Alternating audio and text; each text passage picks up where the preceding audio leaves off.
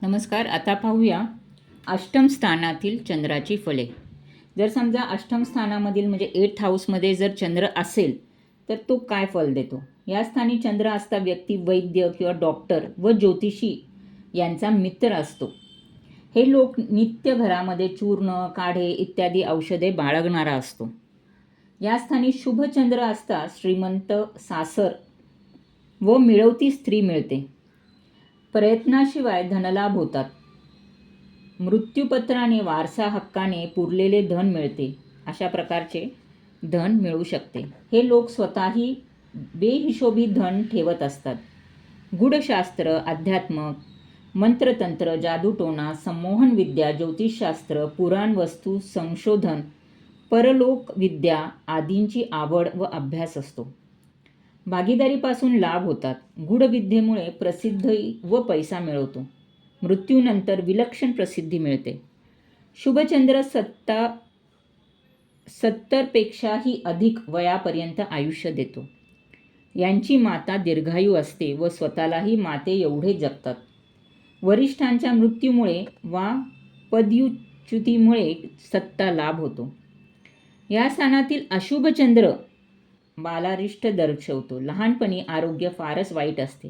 हा चंद्र जर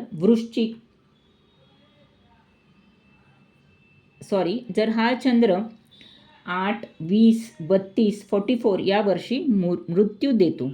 पत्रिका बालारिष्ट दर्शवत असल्यास तर 8 दिवसात सुद्धा मूल जगत नाही. राशीपरत्वे व इतर ग्रहांमध्ये मृत्यूचे कारण असते, परंतु पाण्यापासून भय असते. हा चंद्र फारच दूषित असेल तर मनोरुग्ण दर्शवतो व मनुष्य आत्महत्या करतो.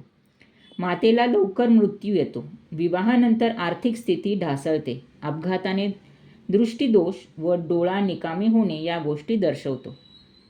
ऋण काढून सण करण्याची प्रवृत्ती या दूषित चंद्रात निर्माण करतो.